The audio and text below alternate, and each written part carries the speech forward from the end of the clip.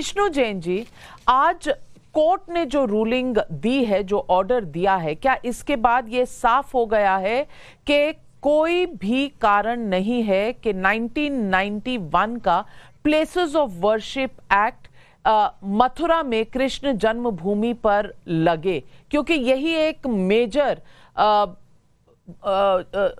Point दिया गया था मुस्लिम पक्ष के द्वारा। आप क्या मानेंगे आज?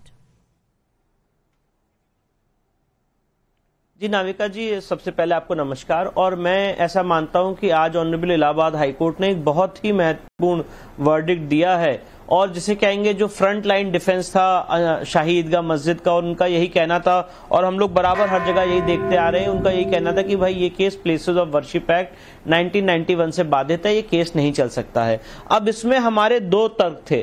पहला तर्क ये है, जो आप अगर शाही ईदगाह मस्जिद के पूरे विवाद का अगर अध्ययन करेंगे तो हमने इसमें आर्कियोलॉजिकल सर्वे ऑफ इंडिया का नोटिफिकेशन दिखाया ऑनरेबल हाईकोर्ट के सामने, जिसमें ये मेंशन्ड है कि ये एक एएसआई प्रोटेक्टेड मॉन्यूमेंट है, और प्लेसेस ऑफ वर्शिप एक्ट में स्वयं लिखा हुआ है कि अगर कोई एएसआई प्रोटेक्टेड मॉन्यूमेंट है तो वहां पे प्लेसेस ऑफ वर्शिप एक्ट लागू नहीं होगा। Point number 1।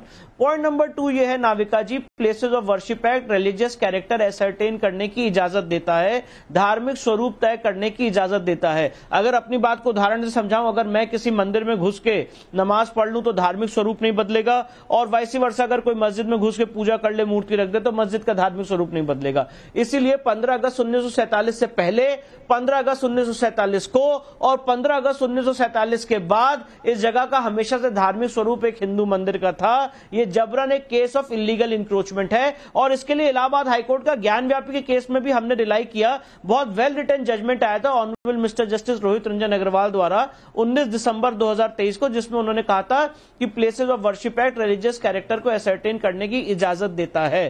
तो ये दो आधार बने थे, मुझे लगता है मुख्य आधार, जिसके बेसिस पे आज ऑनरेबल इलाहाबाद हाईकोर्ट ने शाही ईदगाह मस्जिद की एप्लीकेशन रिजेक्ट की, ऑर्डर 7 रूल 11 की, और प्लेसेस ऑफ वर्शिप एक्ट का आर्ग्यूमेंट खारिज किया है। बाकी जो आर्ग्यूमेंट्स हैं वफ एक्ट 1995 के, स्पेसिफिक रिलीफ एक्ट के, लिमिटेशन के, ऑर्डर 23 रूल 3 के, उसके लिए भी हमने काफी डिटेल्ड सबमिशन और कंपाइलेशन ऑनरेबल इलाहाबाद हाईकोर्ट के सामने फाइल किया था। 4 महीने की काफी डिटेल्ड हियरिंग हुई, और उसके बाद आज ऑनरेबल हाईकोर्ट ने अपना निर्णय सुनाया। वारिस पठान जी, आपकी एक बहुत बड़ी दलील थी कि places of worship act of 1991 के आने के बाद काशी, मथुरा, यहां पर कोई भी सवाल नहीं उठाया जा सकता। आज इलाहाबाद हाईकोर्ट की रूलिंग के बाद उन्होंने कहा यहां तो अप्लाई ही नहीं होता प्लेसेस ऑफ वर्शिप एक्ट। अब इस पर आप क्या कहेंगे? ये बीजेपी सरकार देश को 1992 बाबरी के एरा में ले जाना चाहती है। इलाहाबाद हाई कोर्ट ने आज डिसमिस किया मुस्लिम साइड का जो मेंटेनेबिलिटी का पिटीशन था ऑर्डर 7 रूल 11 सीपीसी के तहत।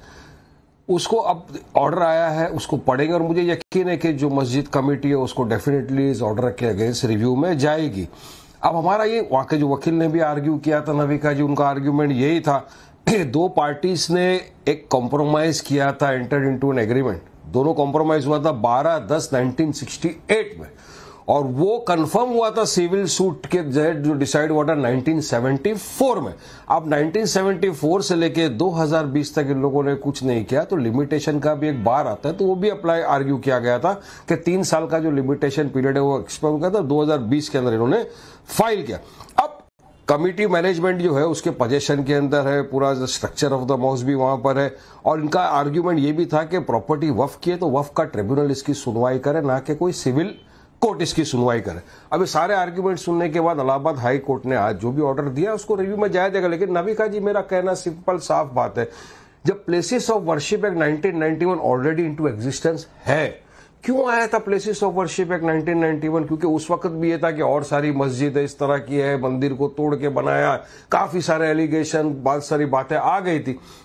पार्लियामेंट में डिसाइड हुआ आफ्टर हियरिंग, सबको सारे मेंबर ऑफ पार्लियामेंट ने अपनी अपनी बातें रखी। उसके बाद पार्लियामेंट के जरिए ये कानून पास हुआ कि 15 अगस्त 1947 उस दिन तक जो भी इस तरह के मॉन्यूमेंट्स, मस्जिद, स्ट्रक्चर्स है, उसका नेचर और कैरेक्टर आप चेंज नहीं कर सकते, वो साफ है। और आज इस वक्त तक places of worship act 1991 existence में है, वो हटा नहीं है। तो इस तरह का ये सब चीज लाना, ये की चीज दर्शाता है कि जो भाजपा है ना, उसको अपने सिर्फ पोलराइजेशन करना है, ये पॉलिटिकल मूवमेंट आ गया है। वरना बाबरी के वक्त सब रुक जाता। अभी तो इस तरह से बोले और 40,000 मस्जिद बाकी है, ये तो सिर्फ झांकी है, काफी सारी चीजें आ रही है। अब मोदी को सोचना चाहिए कि पब्लिक ने मैंडेट दे दिया है, अयोध्या में आपने हमारी बाबरी मस्जिद शहीद कर दिया, आपने मंदिर बना दिया, चलिए आपके आस्था का था, जो भी था, देश तो संविधान से चलेगा। मगर वहां के लोगों ने बीजेपी को हरा दिया।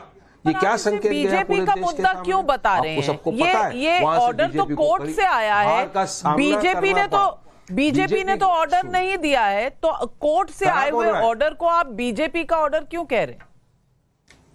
नहीं, आप इतनी सरलता के साथ बीजेपी को क्लीन चिट नहीं दे सकते नाविका जी। आपको ही मालूम है कि सरकार किसकी है? बीजेपी की। करा कौन रहा है? बीजेपी। क्यों करा रहे? क्योंकि उनको पोलराइजेशन करना है।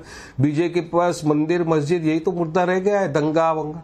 तो 18 याचिकाओं पर जो सुनवाई होगी, तो क्या ये झटका है या नहीं है वारिस भाई के लिए? देखिए नाविका जी, मैं एक सवाल पूछना चाहता हूं और मैं ऑन रिकॉर्ड बात कर रहा हूं। आज इलाहाबाद हाईकोर्ट ने इस केस में एक बहुत ही सिंपल सा ऑर्डर किया था और वो कहा था कि शाही ईदगाह मस्जिद का एडवोकेट कमीशन द्वारा सर्वे हो। और जो मैंने कोर्ट के सामने एप्लीकेशन लगाई थी, ऑन एफिडेविट कहा था कि शाही ईदगाह मस्जिद में बहुत सारे ऐसे साइंस और सिंबल्स हैं जो हिंदू मंदिर के हैं और बहुत सारी ऐसी चीजें हैं जो हिंदू मंदिर से जुड़ी हुई हैं। आपको जान के हैरानी होगी कि सर्वे के ऑर्डर के खिलाफ शाही ईदगाह मस्जिद सुप्रीम कोर्ट पहुंची। माननीय सुप्रीम कोर्ट ने उस पर स्टे लगा दिया क्योंकि 7/11 की हियरिंग नहीं हुई थी। अब मैं इनसे पूछना चाहता हूं कि अगर इनको अपने केस पे इतना यकीन है कि ये शाही ईदगाह मस्जिद है जो बिना किसी मंदिर को तोड़ के बनी है, तो सर्वे से ऐतराज क्यों? सर्वे के खिलाफ गए क्यों सुप्रीम कोर्ट? हो जाने दीजिए वहां पे एडवोकेट कमीशन का सर्वे, एएसआई का सर्वे, और देखते हैं क्या तथ्य आते हैं। आपने नाविका जी देखा है भोजशाला में क्या तथ्य आए, आपने नाविका जी देखा और सुना है कि ज्ञान व्यापी में क्या फैक्ट्स आए। अब आप हर एक बात को अगर एक पॉलिटिकल एंगल देने की कोशिश कर रहे हैं कि पब्लिक को जॉब चाहिए, अरे पब्लिक को अपनी अस्मिता भी चाहिए, पब्लिक को अपनी डिग्निटी भी चाहिए। आपने हमारे जो भगवान श्री कृष्ण जो हमारे आराध्य हैं, उनके मेन स्थल को कब्जा करके वहां पे गलत ढंग से मस्जिद बना ली है, और उसके लिए अगर कोई लीगल लड़ाई लड़ रहा है तो उसका पॉलिटिकल रंग देने की कोशिश कर रहे हैं। कोर्ट की प्रोसीडिंग्स को आप पॉलिटिकल रंग से टेंट करने की कोशिश कर रहे हैं। ये किस तरह की बात हो रही है? मैं इनका बहुत आदर करता हूं, सम्मान करता हूं, रिस्पेक्टेड व्यक्ति हैं, इनका अपना एक पॉलिटिकल पार्टी हो सकती है, पर ये एक वकील भी हैं। और नाविका जी, मैं एक बात पूछना चाहता हूं, इन्होंने 12 अक्टूबर 1968 के समझौते का जिक्र किया। आपने कभी कोई ऐसा लीगल डॉक्यूमेंट देखा है क्या नाविका जी कि जिसमें जो किस प्रॉपर्टी का ओरिजिनल ओनर है उसने उसमें साइन ही नहीं किया है? आज श्री कृष्ण जन्मभूमि के केस में 13.37 एकड़ जमीन राजा पट्नीमल ने ब्रिटिश सरकार से ऑक्शन में खरीदी थी और वो सारी संपत्ति श्री कृष्ण जन्मभूमि ट्रस्ट को दी गई थी। साइन किसने किया है नाविका जी उस डॉक्यूमेंट पे? श्री कृष्ण जन्मभूमि सेवा संघ और शाही ईदगाह मस्जिद ने। और मैं उसकी तह में जाऊंगा कभी जब आप समय देंगी कि वो साइन करने के पीछे किन लोगों का हाथ था। वो भी एक अलग साजिश है, पर